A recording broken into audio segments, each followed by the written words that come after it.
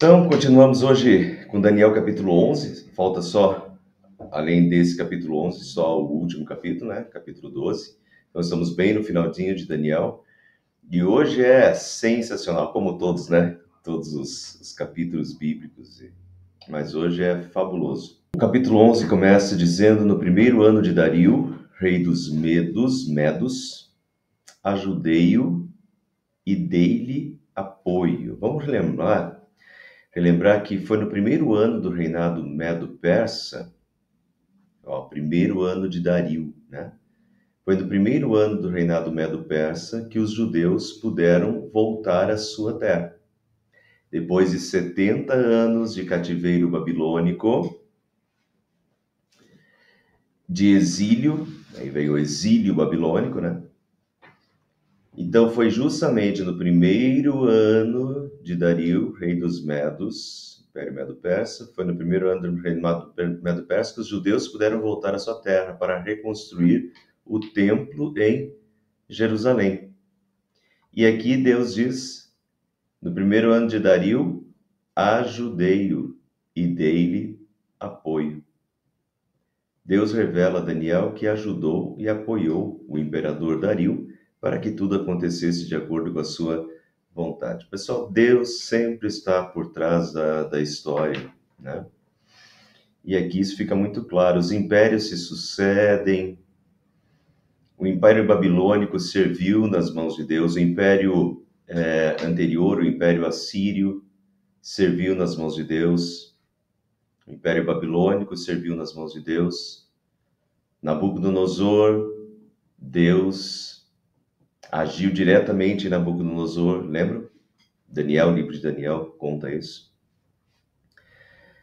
A gente acha que Deus, às vezes a gente não vê a ação de Deus, mas a ação de Deus está totalmente presente na história. Totalmente. E aqui a gente novamente vê isso. Não foi casualidade que poderia não ter acontecido dessa forma, poderia ter acontecido de forma totalmente diferente. 70 anos de Império Babilônico, os judeus não puderam voltar. Primeiro ano do reinado Medo-Persa, os judeus puderam voltar para reconstruir. Por sinal, assim como o profeta Isaías, o profeta Ezequiel já tinham dito que depois de 70 anos de cativeiro o povo voltaria. Já tinham profetizado isso, né? 90 anos antes. Não por casualidade nenhuma, na verdade. Primeiro ano do reinado Medo-Persa, Deus, ajudei-o, dei-lhe apoio, e o imperador Dario permite que os judeus voltem, né? Deus está conduzindo. O restante da visão do capítulo 11 se cumpriu de uma forma tão precisa que muitos não acreditam que ela tenha sido uma visão. Acham que foi escrita no segundo século a.C., depois dos acontecimentos. Deus profetiza pormenorizadamente os próximos reinos, os próximos séculos. A gente já vem vendo isso, né? Desde o capítulo 7, que Deus, desde o capítulo 2, na verdade, na estátua, no sonho da estátua de Nabucodonosor, que Deus já fala quais serão os próximos reinos. Capítulo 7 em diante, a gente vê bem nitidamente como Deus vai dizendo quais serão os próximos reinos. Então, até por isso, quando a gente estuda o capítulo 7, o capítulo 8, na verdade não deveria nos surpreender o capítulo 11. O capítulo 11 é só mais detalhado ainda, mas o capítulo 7 e 8 já seriam o suficiente para a gente não duvidar disso, de que Deus, eu dei o título do estudo de hoje como a onisciência divina. Deus demonstra a onisciência, a sua onisciência divina. Onisciência, Deus sabe de tudo, Deus sabe de absolutamente tudo, com séculos de antecedência, né? Então, por isso, é tão perfeito, esse capítulo, eu vou mostrar historicamente para vocês hoje, mas esse capítulo é tão perfeito, esse capítulo é tão milimétrico, que muitos chegam a duvidar de que ele tenha realmente sido uma visão que Deus deu para Daniel.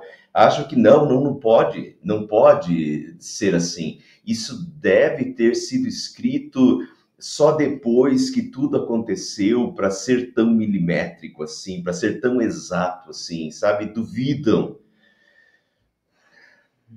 Mas, pessoal, o Deus que revelou esses detalhes é o mesmo Deus que disse: a Virgem conceberá e dará à luz um filho. 700 anos antes, com Isaías. É o mesmo Deus que falou com Miqueias: olha, e tu, Belém Efrata, de ti virá, né? É o mesmo Deus que no Salmo 24 começa dizendo: Deus meu, por que me abandonaste? Exatamente as palavras de Jesus na cruz. 1000 anos depois, não tem por que a gente duvidar, a não ser que seja muito cético de fato e não queira crer, né? Mas não tem por que a gente duvidar, a Bíblia está cheia disso. Os nossos estudos estão cheios disso. A gente estudou Zacarias. Em Zacarias está a traição de Jesus, as 30 moedas de prata, né? Então, tá tudo lá, pessoal, tá no Antigo Testamento. Por quê? Porque Deus é onisciente. Mas muitos querem descrer disso e acham que é tão exato que não pode ter sido profetizado, né? Isso é duvidar da onisciência divina, na verdade, né? Quando a Bíblia está cheia disso. Mas vamos lá. Vou colocar um versículo só aqui, Isaías 44, 6 e 7. O Senhor, o Rei e Salvador de Israel, o Deus Todo-Poderoso, diz: eu sou o primeiro e o último, além de mim não há outro Deus. Quem anunciou tudo o que ia acontecer? Já houve alguém que desde o princípio sempre pudesse contar as coisas do futuro?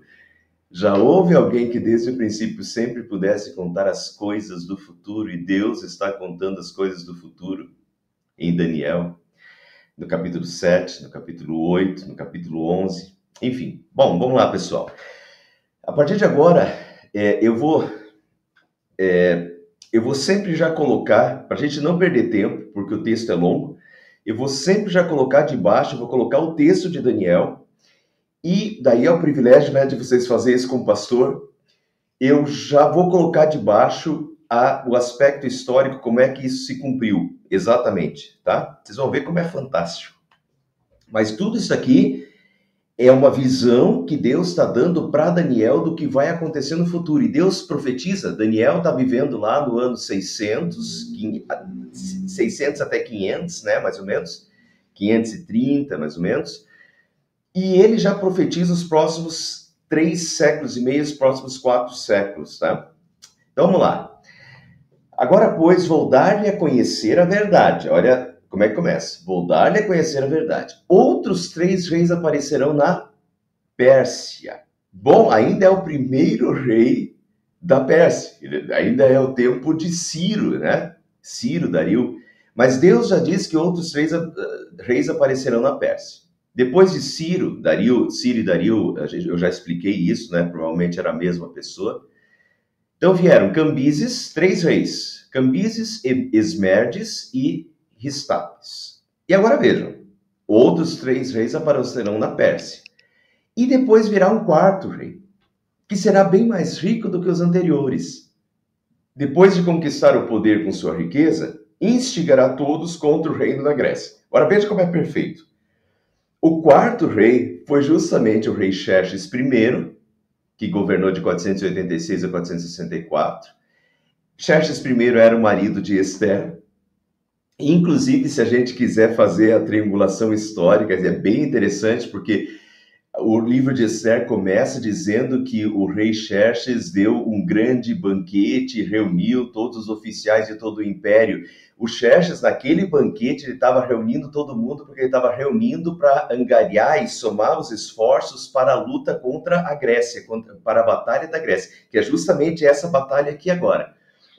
Então, essa triangulação bíblica é bem interessante. Mas vamos lá. O 4º rei, depois virá dos 3 reis, virá um 4º rei, né?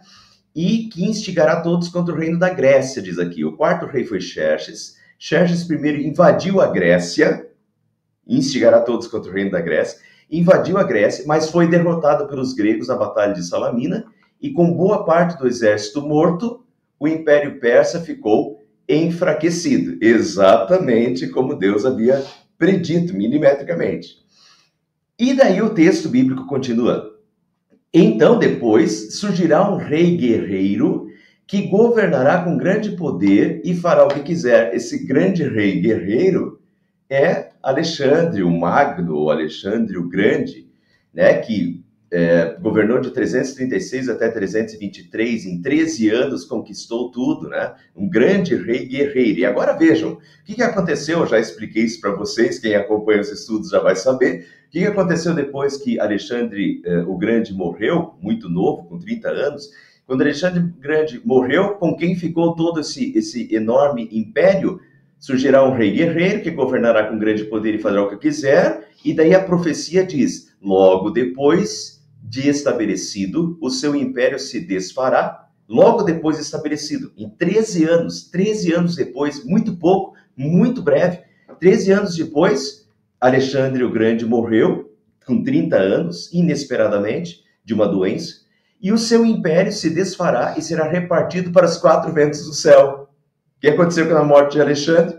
O reino dele ficou com os 4 generais, foi repartido entre os seus 4 generais.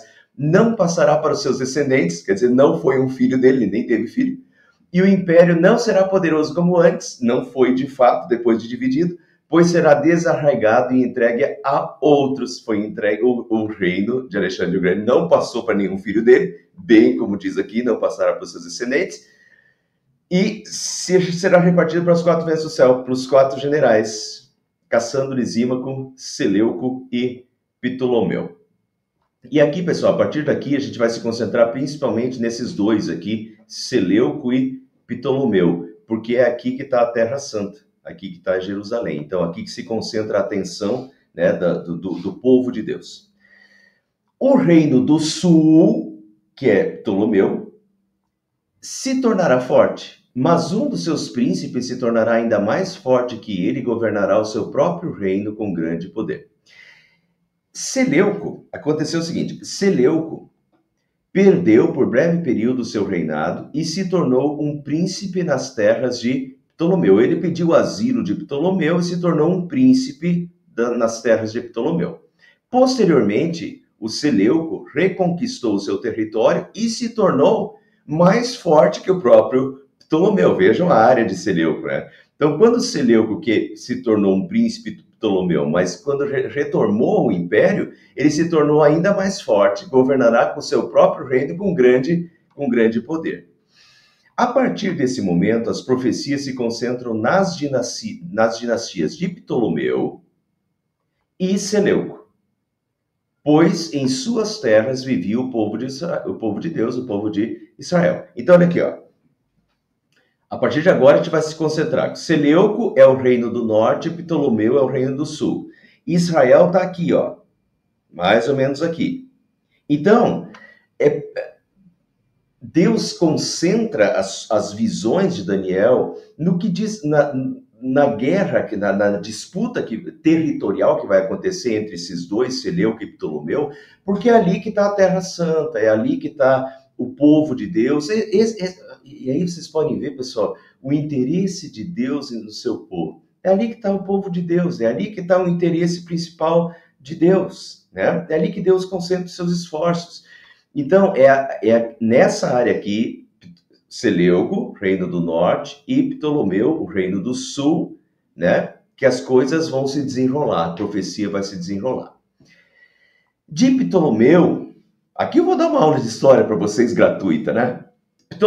De Ptolomeu veio a dinastia Ptolemaica, famosa dinastia Ptolemaica, com sede no Egito, no sul, né? Com sede no Egito. De Seleuco veio a dinastia Seleucida, muito famosa também nesse período, com sede na Síria, no norte. Então, a capital era na Síria, né? E era chamado de Reino do Norte. A partir de agora, vocês vão ver bastante assim, o Reino do Norte atacou o Reino do Sul, o Reino do Sul atacou o Reino do Norte. De quem ele está falando? Reino do Sul é Ptolomeu, Reino do Norte, Seleuco, né? Síria, Norte, Egito, Sul. Ptolomeu, Seleuco, tá? Reino dinastia ptolemaica e dinastia seleucida.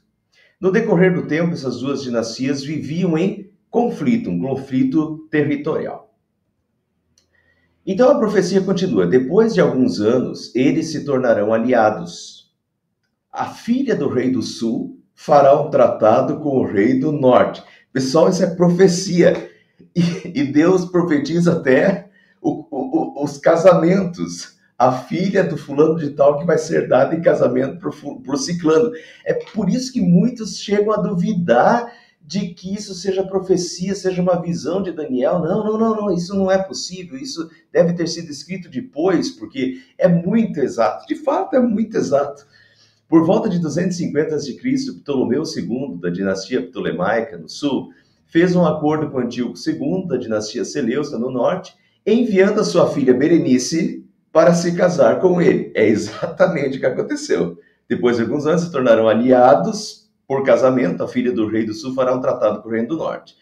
Mas ela, essa filha do reino do sul, não manterá o seu poder, nem ele conservará o dele. Naqueles dias ela será entregue à morte com sua escolta real e com o seu pai e com aquele que a apoiou. Acontece que Antíoco, né? Então, vamos voltar aqui, ó. O Ptolomeu do Egito deu a filha dele para o Antíoco II, né? A sua filha Berenice. Só que o Antíoco já era casado. Então, a sua mulher, a mulher de Antíoco, chamada Laodice, envenenou o Antíoco e a Berenice. Os dois morreram e também morreu no mesmo ano o pai da Berenice. Nos livros de história não diz que o pai da Berenice foi morto pela Laodice, mas pelo texto bíblico, naqueles dias ela será entregue à morte com a sua escolta real e com seu pai e com aquele que a apoiou, que é o Antíoco. Dá a impressão que a própria Laodice deu um jeito de matar o pai também da Berenice. Enfim, mas veja como é exata a profecia divina. E Deus continua: além da linhagem dela, se levantará para tomar-lhe o lugar, alguém da linhagem dela, da Berenice, se levantará para tomar-lhe o lugar, lá no Egito. Ele atacará as forças do reino do norte e invadirá sua fortaleza, lutará contra elas e será vitorioso. Alguém da linhagem dela, diz Deus. O que aconteceu historicamente? O irmão de Berenice, Ptolomeu III, do Egito, assumiu o reino do pai e decidiu vingar a morte da irmã. Invadiu o reino Seleucida e tomou a sua capital, Antioquia, ou seja, exatamente a profecia bíblica. Também tomará os deuses deles, diz a profecia, as suas imagens de metal e os seus utensílios valiosos de prata e de ouro e os levará para o Egito. O que aconteceu? Ptolomeu III, além de pegar deuses da Síria, resgatou também alguns deuses e utensílios valiosos que haviam sido saqueados séculos antes e estavam lá na Antioquia, na Síria, né? Por isso os egípcios o chamavam de Ptolomeu Evergetes, que quer dizer benfeitor, né? Porque ele trouxe os deuses de volta lá da Síria, que estavam lá desde 500 e pouco, né? E agora ele trouxe de volta os deuses e se tornou então o Ptolomeu Evergetes, o benfeitor do Egito. Por alguns anos, diz Deus, ele deixará o rei do norte em paz. Então o rei do norte invadirá as terras do rei do sul, mas terá que se retirar para sua própria terra. Seus filhos se prepararão para a guerra e reunirão um grande exército que avançará como uma inundação irresistível e levará os combates até a fortaleza do rei do sul. Historicamente, o que aconteceu? Os filhos de Seleuco II, então o rei do norte invadirá a terra, matará seus filhos, diz aqui, seus filhos se prepararão. Os filhos de Seleuco II continuaram os conflitos com os Ptolomeus. Principalmente o seu filho Antíoco III conseguiu várias vitórias em solo Ptolomeu e chegou levará os combates até a fortaleza do rei do sul. Chegou até a fortaleza de Ráfia, em Gaza, na Palestina. Exatamente, de novo, o cumprimento da profecia, né? Literalmente. E Deus continua: em face disso, o rei do sul marchará furioso para combater o rei do norte, que o enfrentará com um enorme exército, mas apesar disso, será derrotado. Quando o exército for vencido, o rei do sul se encherá de orgulho e matará milhares. O que aconteceu historicamente? Ptolomeu IV, rei do sul, reagiu rapidamente, porque o Antíoco III tinha vindo até a fortaleza de Ráfia. Então, Ptolomeu IV, rei do sul, reagiu rapidamente contra os avanços de Antíoco III, rei do norte, e o derrotou em Ráfia, matando milhares de soldados. Exatamente o texto bíblico, né? Matará milhares. Mas o seu triunfo, diz Deus, será breve, pois o rei do norte reunirá outro exército, maior que o primeiro. Depois de alguns anos, voltará a atacá-lo com um exército enorme e bem equipado. O que aconteceu historicamente? Antíoco III, então, depois de ter perdido a batalha lá em Ráfia, se reorganizou e, após 15 anos, se aproveitando da recente morte de Ptolomeu IV, atacou novamente a Palestina e, dessa vez, conseguiu tomar a fortaleza de Ráfia, né? A fortaleza de Gaza. Ráfia fica em Gaza. Naquela época, diz Deus, muitos se rebelarão contra o rei do sul, e os homens violentos do povo a que você pertence se revoltarão para cumprirem esta visão, mas não terão sucesso. O que aconteceu historicamente? Aproveitando-se da instabilidade do início do reinado de Ptolomeu V, notem, até aqui, desde Alexandre o Grande, desde a divisão até aqui, o povo de Deus, o povo de Israel, o povo de Judá, Jerusalém, fazia parte da dinastia ptolemaica, estava ligado ao Egito, ao sul, né? Então, aproveitando-se da instabilidade do início do reinado de Ptolomeu V, algumas regiões promoveram rebeliões.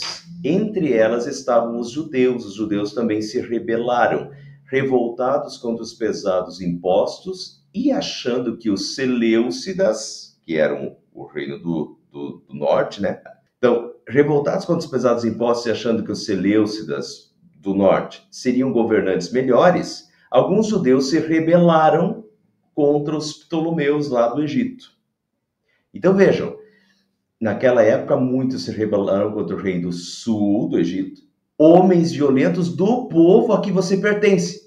Que povo Daniel pertence? Os judeus, entenderam? Se revoltarão para cumprir essa visão. Então, os judeus se revoltaram contra os Ptolomeus, homens violentos do teu povo, de Daniel, né? E promoveram essa rebelião. Mas o general Escopas, do exército ptolemaico, irritado com a rebelião, puniu severamente os líderes de Jerusalém e de Judá. Mas não terão sucesso. Os do teu povo, os violentos do teu povo, Daniel, os judeus que fizeram rebelião, não terão sucesso. E não tiveram. O general Escopas chegou lá, puniu severamente os líderes de Jerusalém e de Judá. Estão vendo, pessoal, como é milimétrico? É milimétrico. Deus está cantando quem vai casar com quem, a filha que vai... A aliança através da filha do cara, mas não vai ter êxito. Os filhos do próximo vão... Entende? É milimétrico, é sensacional, é divino, né? A Bíblia é fantástica. É aí que tá, pessoal. Quando o pessoal não acredita na Bíblia, mas Bíblia, será que a Bíblia é livro de Deus? Poxa, é porque não lê, é porque não estuda. Porque quanto mais você estuda, mais você se encanta, mais você dobra os joelhos e diz: Deus é fantástico, Deus é fantástico, Deus é onisciente, né? Continuando, então o rei do norte virá. Olha aqui, profecia, construirá rampas de cerco e conquistará uma cidade fortificada. As forças do sul, olha o nível de detalhes, construirá rampas de cerco, conquistará uma cidade fortificada. As forças do sul serão incapazes de resistir. Mesmo as suas melhores tropas não terão forças para resistir. O invasor fará o que bem entender, ninguém conseguirá detê-lo. O que aconteceu? Antíoco III, rei Seleucida do norte, lutou contra o general Escopas e o derrotou em Panias, que é Cesareia de Filipe, depois na época do Novo Testamento, a Cesareia de Filipe, só para vocês terem uma noção de geográfica. Dessa forma, Antíoco III tomou o controle da Palestina, que incluía Jerusalém, a chamada Terra Magnífica. Então, a partir desse momento, o reino do norte, reino Seleucida, Antíoco III, toma a Palestina e toma, então, a Terra Santa, Jerusalém, que é chamada de a Terra Magnífica. Não só nesse capítulo, é chamado também no capítulo 8, a Terra Magnífica. Então vejam agora, o que vai acontecer?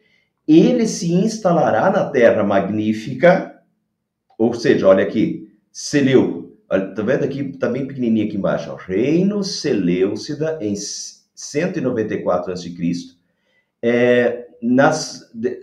depois das conquistas de Antíoco III o Grande, tá?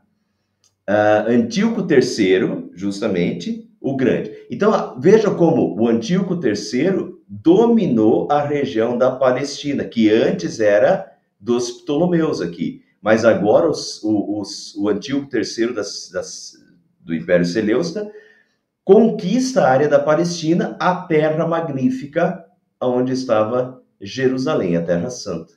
E terá poder para destruí-la. Aí começa a complicar. Antíoco III expandiu seu território e englobou a região da Palestina, a Terra Magnífica. E o seu sucessor foi Antíoco IV, que quem segue os estudos há mais tempo vai lembrar desse cara. O Antíoco IV é o anticristo do Antigo Testamento. E o Antíoco IV tentará destruí-la. E se instalará na Terra Magnífica e terá poder para destruí-la. Antíoco IV fez um estrago terrível em Jerusalém. Né? Nós já vamos ver isso um pouquinho melhor. Virá com o poder de todo o seu reino e fará uma aliança com o rei do sul. Ele lhe dará uma filha, novamente, ele lhe dará uma filha em casamento. Ao nível de detalhes, me encanta. Ele lhe dará uma filha em casamento a fim de derrubar o reino. Mas o seu plano não terá sucesso e em nada o ajudará. Isso é profecia divina. O que aconteceu? Após a derrota do general Escopas, o Egito, Ptolomeu, o reino do sul, foi forçado a fazer uma aliança com os sírios, Seleucidas, o reino do norte. Antíoco III, querendo ter mais poder sobre o Egito, deu sua filha, Cleópatra, a Ptolomeu V. Abrir e fechar parênteses.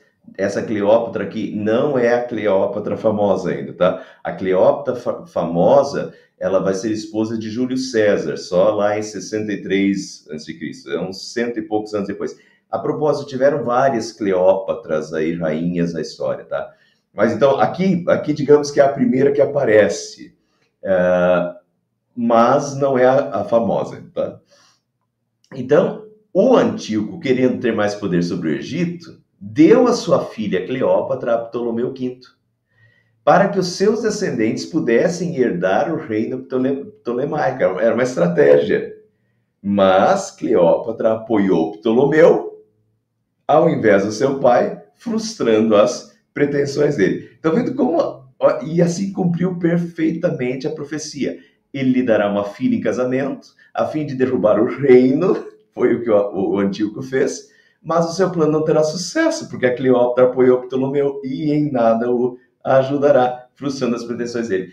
É fenomenal, né? Deus fala e as coisas acontecem. Na verdade, Deus prevê tudo isso. É como se Deus visse.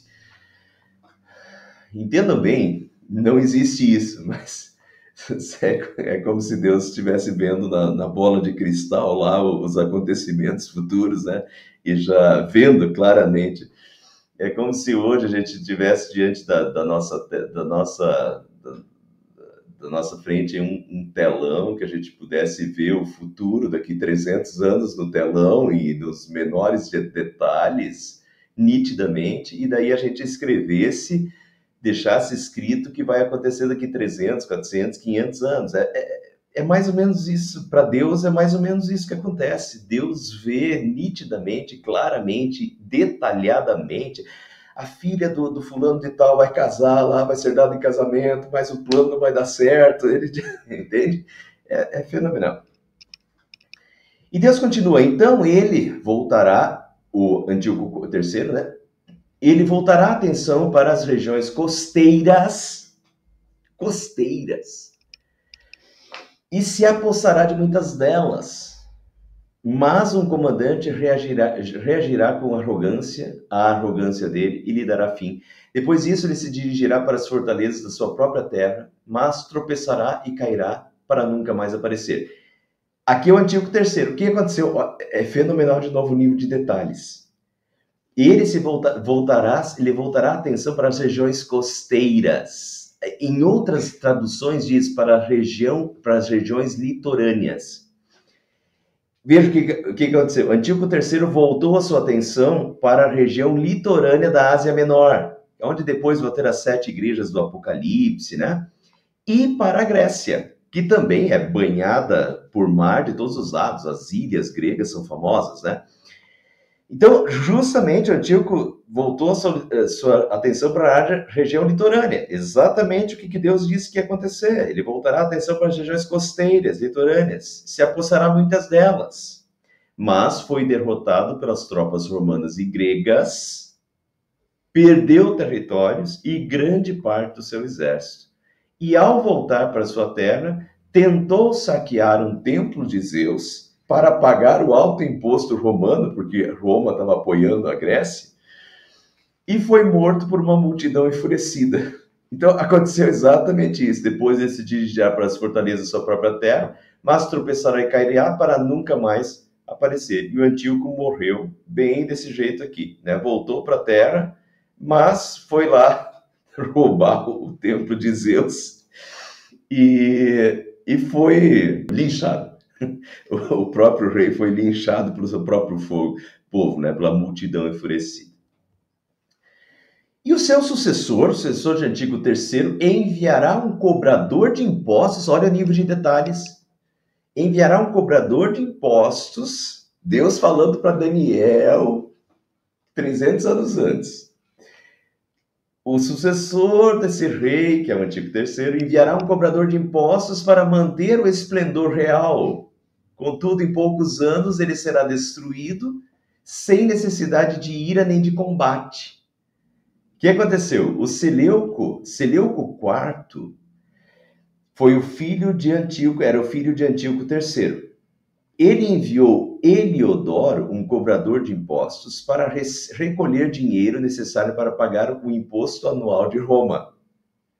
Mas após algum tempo, Seleuco foi morto, não por ira, sem necessidade de ira, não por ira, igual o pai dele que foi morto pela multidão enfurecida, nem em combate, não foi em guerra, nem de combate. Mas foi morto por envenenamento pelo próprio Heliodoro, que era o cobrador de impostos que ele enviou. Então veja o nível de detalhes da profecia bíblica, né? Como Deus vê isso nitidamente. Seu sucessor enviará um cobrador de impostos, né? Mas ele será destruído sem necessidade de ira nem de combate. Muito fabuloso. Ele será sucedido por um ser desprezível, portanto, né, virá um péssimo rei. Será sucedido por um ser desprezível a quem não tinha sido dado a honra da realeza. Este invadirá o reino quando o povo se sentir seguro e se apoderará do reino por meio de intrigas. Então, o herdeiro do trono de Seleuco IV era Demétrio I. Esse seria o rei por direito. Mas, como Demétrio I estava preso em Roma, Antíoco IV, o problemático lá, o anticristo do Antigo Testamento, um ser desprezível, né? Um ser desprezível, Antíoco IV, pagou, por meio de intrigas, se apoderará, pagou para receber o apoio de pessoas importantes e conseguiu chegar ao trono por meio de intrigas, se apoderará do reino por meio de intrigas, certo? Antíoco IV se autodenominava de Epifanes. ele se achava a epifania, a manifestação de Zeus na Terra, a arrogância dele. Mas o povo lhe chamava de Epimanes. Ele se denominava Epifanes, a manifestação de Zeus. O povo lhe chamava de Epimanes, que quer dizer louco. O cara era louco. Antíoco IV é o pequeno chifre do capítulo 8. Né? Se vocês lembrarem do capítulo 8, são 10 chifres, e daí nasce um pequeno chifre, e esse pequeno chifre assume o poder. E é justamente o Antíoco IV, que é o anticristo do Antigo Testamento. Né? Então aqui, o capítulo 8 tem alguns detalhes, o capítulo 11 tem outros detalhes, e somando você tem uma figura até um pouquinho mais total, geral, do quadro, né, desse anticristo. E Deus continua dizendo, então um exército avassalador será arrasado diante dele. Tanto o exército como um príncipe da aliança serão destruídos. Depois de um acordo feito com ele, agirá traiçoeiramente e com apenas um pequeno grupo chegará ao poder. Ptolomeu VI levantou-se contra Antíoco IV, mas foi derrotado e preso. Mais tarde, Ptolomeu VI fez uma aliança, aqui ó, tanto o exército como o príncipe da aliança. Ptolomeu VI fez uma aliança com Antíoco IV para reaver o seu trono no Egito, que havia sido ocupado pelo seu irmão. Antíoco IV o apoiou, mas tão logo ele ocupou novamente o trono, agirá traiçoeiramente.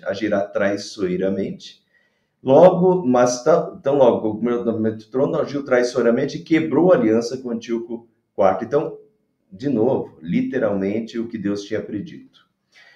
Quando as províncias mais ricas se sentirem seguras, ele as invadirá e realizará o que nem seus pais nem seus antepassados conseguiram. Distribuirá despojos, saques e riquezas entre seus seguidores. Ele tramará a tomada das fortalezas, mas só por algum tempo. Então, Antíoco IV, depois que foi traído lá na sua aliança com o... Como é que era o nome do cara?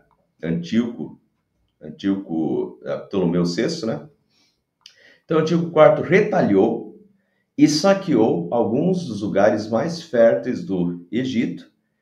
E, então veja aqui, quando as províncias mais ricas se sentirem seguras, ele as invadirá. Foi o que Antíoco fez, invadiu alguns dos lugares mais férteis do Egito. E ele próprio apareceu para dividir os despojos de guerra entre os seus soldados, exatamente o que Deus tinha predito, distribuirá despojos, saques e riqueza entre os seus seguidores, o que não era usual de o imperador estar ali fazendo a divisão, mas o Antíoco IV fez questão.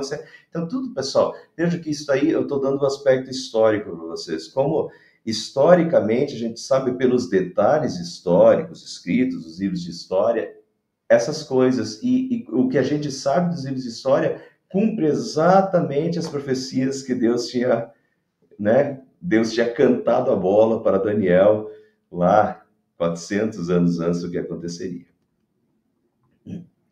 Com um grande exército, juntará suas forças e sua coragem contra o rei do sul. O rei do sul guerreará, mobilizando um exército grande e poderoso, mas não conseguirá resistir por causa dos golpes tramados contra ele.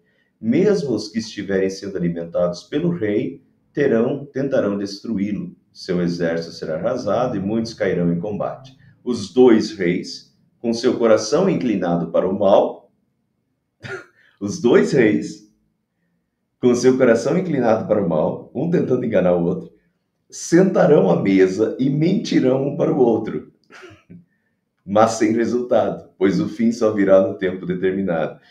Esses versículos parecem ser um parênteses que explica a aliança entre Antíoco IV e Ptolomeu VI. Os dois estavam mentindo um para o outro para obter vantagens pessoais.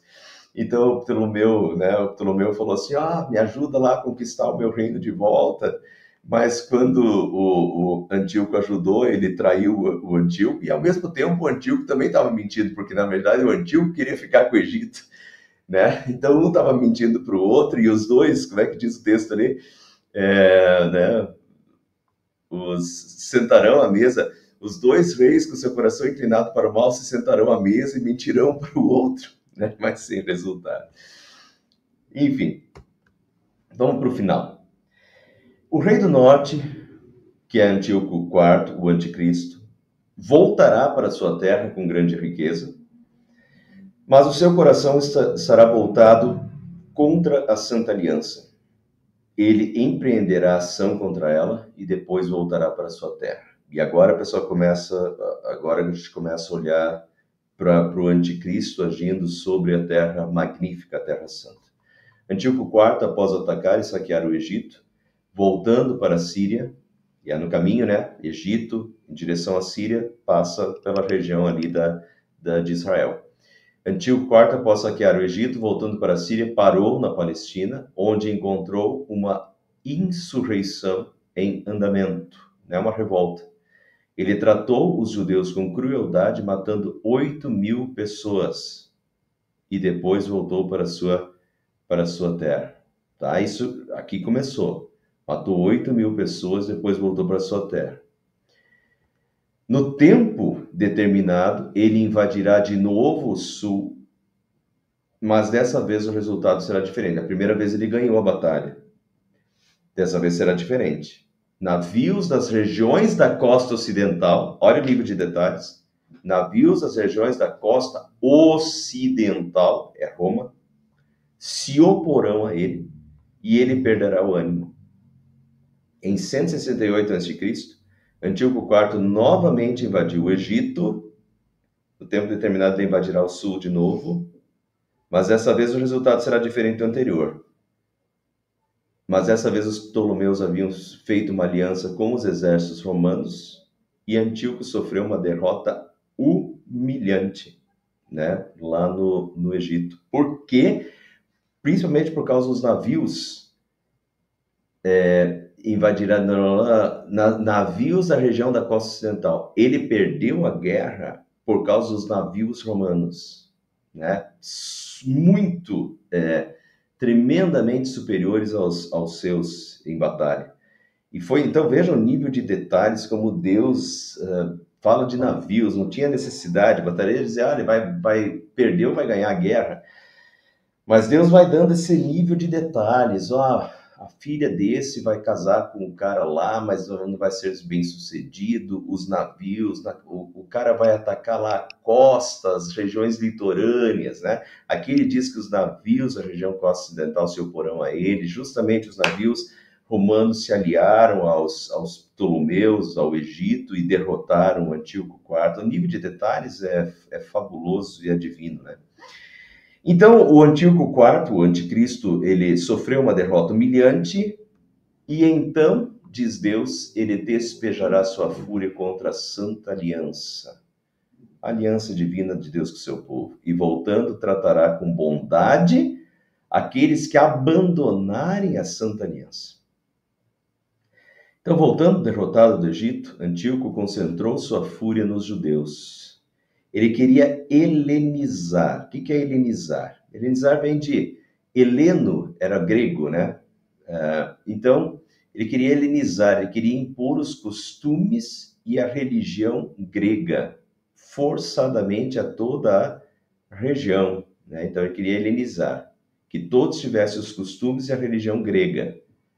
E impôs isso a todas as regiões. E impôs isso para os judeus também. Incentivava e recompensava, dizendo aqui, voltando, tratará com bondade aqueles que abandonarem a Santa Aliança. E o Antíoco incentivava e recompensava todos aqueles que apoiavam suas políticas helenistas e tentava sufocar a todo custo a religiosidade judaica. Aqui começa, para quem não viu e até para quem viu, eu fiz uma série do período intertestamentário. Esse período aqui todo é o período intertestamentário, tá? Todos esses acontecimentos aqui dos Ptolomeus contra os Seleucidas, todas essas guerras aqui, tudo isso acontece no período intertestamentário, entre Malaquias e a vinda de Jesus. E essa questão aqui de que, voltando, tratará com bondade aqueles que abandonarem a Santa Aliança, quem foram alguns que cederam, que se helenizaram? Os descendentes dos sacerdotes, a tribo sacerdotal, foi uma que se helenizou, que abriu mão de muita coisa religiosa para seguir a helenização, a fala grega, os costumes gregos, né? Daí vem os saduceus da época de Jesus e o problema dos saduceus. Começou aqui. Alguns dos que abandonaram a Santa Aliança, se perverteram, desde essa época aqui, foram os saduceus, né? A tribo sacerdotal. Daí vocês veem o nível de degeneração religiosa que aconteceu e que vai até o tempo de Jesus, quando Jesus expulsa os vendilhões do templo, os combates que Jesus tem, né? Enfim, bom, eu não posso ficar explicando muito mais do que isso, senão a gente vai levar horas e horas. Quem quiser aqui, seria interessante, quem não viu, ver a nossa série sobre o período intertestamentário. Daí vocês vão cruzar as informações, lá tem mais informações sobre o período aqui também. Esse é o período dos Macabeus também, da revolta dos Macabeus, né? E diz que as suas forças armadas, as forças armadas de Antíoco IV, se levantarão para profanar a fortaleza e o templo e acabarão com o sacrifício diário. Todos os dias tinha o sacrifício matutino e o sacrifício vespertino, né? Os sacrifícios matutinos e vespertinos no templo, era regra, era lei divina. E o que o Antíoco mandou fazer? Que as forças armadas, né, acabassem com o sacrifício diário e colocarão no templo o sacrilégio terrível. Então, em 167 a.C., essa é uma data muito importante para os judeus, Antíoco IV, data em termos negativos, né? Em 167 a.C., Antíoco IV dedicou o templo de Deus a Júpiter e mandou colocar uma estátua de Zeus no templo. Colocarão no templo o sacrilégio terrível. Mandou colocar uma estátua de Zeus no templo. Proibiu que os sacerdotes realizassem os sacrifícios diários a Deus e, no lugar, ordenou que eles sacrificassem porcos, que eram animais imundos, para deuses pagãos. Os sacerdotes de Deus deveriam sacrificar porcos, animais impuros, para deuses pagãos. É o cúmulo, né? Além disso, transformaram os recintos do templo em prostíbulo. Já mostrei isso para vocês quando a gente estava falando sobre o capítulo 8, né? Eu li lá uma passagem do livro de Macabeus, que eles falam o que estava acontecendo na época, né? O nível de prostituição dentro do templo. Sabendo de tudo isso, fica fácil de entender o sacrilégio terrível. Colocarão no templo o sacrilégio terrível, né? Eles avacalharam com tudo no templo.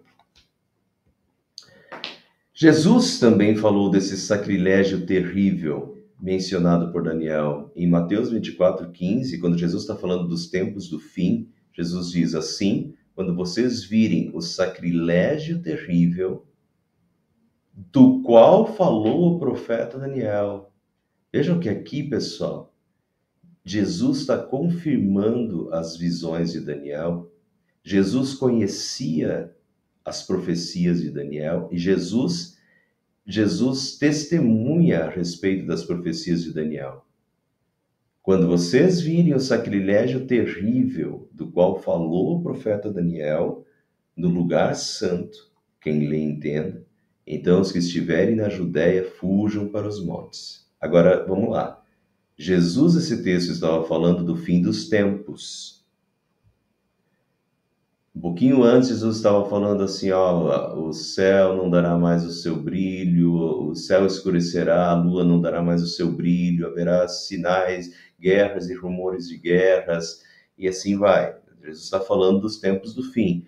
Portanto, no fim dos tempos, o sacrilégio terrível voltará a acontecer, coordenado pelo anticristo. Veja que Jesus está falando dos tempos do fim. O sacrilégio terrível que Daniel está falando ali com Antíoco IV já tinha acontecido.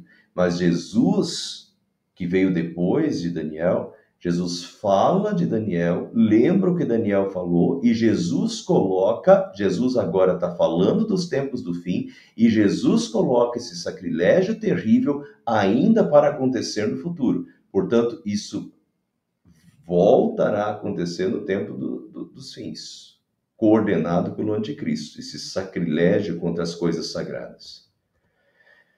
Com lisonjas, corromperá aqueles que tiverem violado a aliança. Com lisonjas corromperá aqueles que tiverem violado. Muitos abriram mão da sua fé e da sua religião. Macabeus, que é da época, né, o livro da época, primeiro Macabeus 1:52 diz assim: muitos israelitas acolheram de bom grado a religião do rei e sacrificaram para os ídolos e profanaram o sábado. Está vendo que muitos cederam? Muitos se deixaram corromper? Muitos abriram mão da sua fé para não sofrer perseguição, para não serem mortos e para cair no agrado do rei, né? Preferiram as riquezas desse mundo, preferiram, né, esse mundo do que a fidelidade a Deus. Então, infelizmente, né? Muitos israelitas acolheram de bom grado a religião do rei, sacrificaram para os ídolos e profanaram o sábado, abriram mão da sua fé. Mas o povo que conhece o seu Deus resistirá com firmeza, diz Deus. Aqueles que são sábios instruirão a muitos, mas por certo período cairão à espada e serão queimados, capturados e saqueados. E foi o que aconteceu. Alguns cederam, abriram mão da fé, mas outros preferiram sofrer e morrer a abrir mão da sua fé. Em 1 Macabeus 1:62 diz assim: muitos israelitas, no entanto, tiveram coragem e preferiram morrer a contaminar-se, a profanar a aliança sagrada, como de fato morreram. Né? Então, isso realmente aconteceu. Vamos relembrar algumas das perseguições e tentativas de Antíoco IV, o anticristo do Antigo Testamento, para sufocar a religião e a fé. Eu já passei isso, tá, no capítulo 8, mas eu vou passar de novo para os que não viram, e para os que viram também. Eu acho que essa repetição é interessante, porque quando a gente olha assim, o que o anticristo do Antigo Testamento fez em termos para sufocar a religião, para sufocar a fé. Corromper, né? Corromper, tentar comprar as pessoas para o seu lado, isso foi uma das coisas. Mas não apenas isso, ele não ficou só nessa parte de tentar corromper os valores, ele também foi frontal contra a religião. E a tendência é que isso aconteça nos tempos do fim de novo, tá? Apocalipse é bem nítido isso. Tempos terríveis, né? Então veja o que aconteceu lá para a gente olhar para frente. A tendência é que isso volte a acontecer com nova roupa.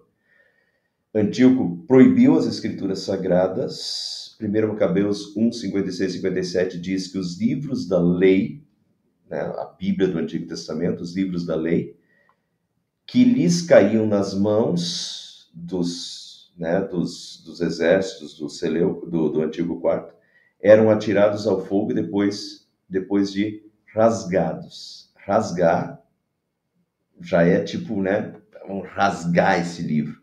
E atirar ao fogo. É uma forma de sufocar a religião, de sufocar a fé. Né? A perseguição frontal de não podia mais ser a Bíblia. Além disso, o Antigo Quarto decretou pena de morte aos que tivessem as Escrituras ou que seguissem a lei de Deus. Em virtude, 1 Macabeus 1:56, em virtude do decreto real do Antigo Quarto, era condenado à morte todo aquele em cuja casa fosse encontrado o livro da aliança. Quer dizer, bastava ter a Bíblia em casa para decreto de morte contra a pessoa. Assim como qualquer pessoa que continuasse a observar a lei, né, que fosse fiel, continuasse preservando a lei, os costumes, né, o que Deus tinha mandado, se fosse pego. Era igual, por exemplo, Daniel, quando armaram para Daniel e disseram que não podia mais orar, né? Só podia orar lá para o Nabucodonosor, e Daniel subiu lá no seu quarto e orava 3 vezes por dia. Então, é essa questão. Olha, se fosse pego adorando a Deus ou seguindo as leis de Deus, também o decreto era de morte. Era com este rigor que puniam os israelitas apanhados em flagrante. Então, era pena de morte para quem tivesse a Bíblia em casa e para qualquer pessoa que observasse a lei de Deus. Olha as características aí do anticristo, tá? Proibiu a circuncisão e decretou pena de morte aos que praticassem. A circuncisão que era o que é o batismo no Novo Testamento. O batismo do Novo Testamento era a circuncisão do Antigo Testamento. Então, seria hoje igual proibir o batismo. As mulheres que faziam circuncidar os filhos por força do edito, né, do Antigo Quarto, eram levadas à morte, com os filhinhos suspensos ao pescoço. Eram também executados os membros da família em quem tivesse... eram executados os membros da família e quem tivesse praticado a circuncisão. Isso aqui é relato desse período, 1 Macabeus 1, 60, 61. Foram épocas terríveis registradas pelos Macabeus. Macabeus era aquela família, né, de Judas Macabeu e tal. Enfim, olha, não podia circuncidar. Pena de morte para quem circuncidasse, para quem batizasse hoje. Foram presas 2 mulheres que tinham circuncidado seus filhos, conduziram-nas publicamente pela cidade, tendo os filhos suspensos aos seios e depois as precipitaram do alto das muralhas. Estão vendo que a perseguição, morte, né, dos que se mantinham fiéis a Deus. Por isso o antigo quarto, chamado de anticristo, ele tentou sufocar a fé. Não pode mais ter Bíblia, não pode mais seguir a lei de Deus, subverte completamente o templo, coloca uma estátua de Zeus dentro do templo, transforma o templo em prostíbulo, os sacrifícios ainda são para deuses pagãos. Então, é uma subversão da religião, é uma tentativa de colocar outros costumes, de corromper quem ele podia corromper com dinheiro, com poder. Olha, se você abrir mão, né, daí você consegue bons cargos. Foi o que aconteceu com os sacerdotes. Muitos sacerdotes se corromperam para manter os seus cargos políticos, porque os sacerdotes tinham um certo poder na sociedade. Para manter o seu poder na sociedade, muitos sacerdotes saduceus se corromperam nesse período, né? Muito bem, mas a tentativa de sufocar a religião cristã de todos os modos, com corrupção, mas também com perseguição, com pena de morte. Proibição de guardar o sábado, que era essencial no Antigo Testamento, o dia sagrado, né? Não era possível guardar os sábados. Alguns se reuniram nas cavernas para celebrar ocultamente o 7º dia, mas foram denunciados e queimados em sua totalidade. Queimados em sua totalidade por respeitarem o sábado. Vocês lembram do que Deus disse aqui? Mas por certo período cairão a espada, a morte, e serão queimados. Deus disse através de Daniel, e foi exatamente o que aconteceu, né? Denunciados, queimados, alguns mortos, né? E outros queimados em sua totalidade por guardar o sábado, por seguir a lei de Deus. Então, o tamanho, grau de perseguição que você não pode nem respeitar a lei divina, nem se dizer cristão, nem respeitar a lei de Deus, nem seguir a Deus, nem batizar os teus filhos. Olha o grau de perseguição. E, novamente, pessoal, quando a gente lê o Apocalipse, a gente vê que é mais ou menos por aí que vai acontecer, né? Quando o Satanás for solto e por breve tempo, e o anticristo vai seduzir as nações, seduzir todas as nações, diz, né? Então, é mais ou menos isso por aí o que a gente pode esperar. Se vocês não acreditam em mim, leiam o Apocalipse. Leiam o Apocalipse e fiquem antenados, porque é coisa desse tipo aqui para muito pior que vai acontecer no futuro, nos últimos tempos, lá, antes da volta de Cristo. Para terminar de hoje, quando caírem, receberão uma pequena ajuda, e muitos que não são sinceros se juntarão a eles. Provavelmente se refere à luta dos Macabeus, esse é o período dos Macabeus, da luta dos Macabeus. É bem interessante, Macabeus não entra na nossa Bíblia, mas Macabeus é um livro histórico interessante. Primeiro Macabeus, segundo Macabeus, é um livro que descreve a história desse período. É bem interessante ler. Recomendo a leitura, tá? Só não são livros inspirados, não são inspirados pelo Espírito Santo. Mas é uma leitura interessante de um período, né, que relata esse período aqui, que é um período dos judeus, do povo de Deus. Então, é muito, muito interessante. Então, provavelmente se refere, uma pequena ajuda, se refere à luta dos Macabeus contra Antíoco IV e a muitos que aderiram à revolta dos Macabeus por conveniência. Muitos que não são sinceros se juntarão a eles. Muitos aderiram à revolta por conveniência e não por fé. Alguns dos sábios tropeçarão. Os sábios são aqueles que entendem a lei de Deus e que querem seguir a Deus, mas alguns dos sábios tropeçarão para serem refinados, purificados e alvejados até a época do fim. Pois isso só acontecerá no tempo determinado. É interessante que os sábios tropeçarão para serem refinados, um processo de refinamento até dos que creem, de um processo de purificação dos que creem, de serem alvejados até a época do fim.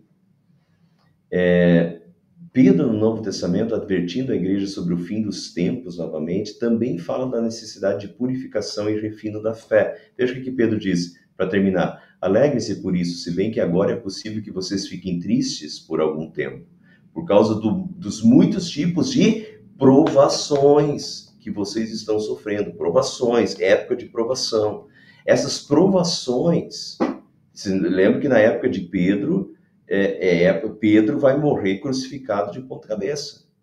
É a época que Paulo morre, é a época que Pedro morre, é a época da perseguição, que Nero manda matar os cristãos, milhares de cristãos. De ser fiel até a morte é morte mesmo. Então,